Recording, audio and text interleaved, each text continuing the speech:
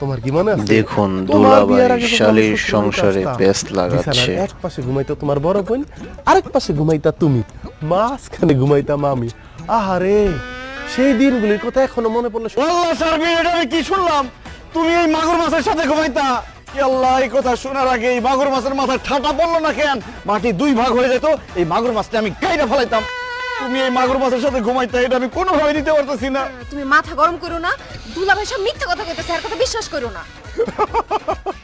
হ্যাঁ আলমগীর, হ্যাঁ, এতক্ষণ আমি যা কইছি দৈরা নাও, আমি সব মিথ্যা কথা কইছি।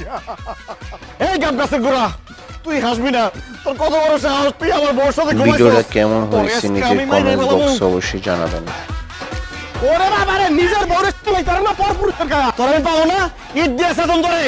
আর তুই, তোর কত বড় সাহস, তুই কিসের জন্য তোর দুলাভাইয়ের সাথে ভালো ঘুমাইছিস? লাগলে সাবস্ক্রাইব বিশ্বাস করে করো পাশে থাকবেন এরকম আমি আমার ভিডিও পাওয়ার দুলাভাইয়ের সাথে জন্য। ঘুমাই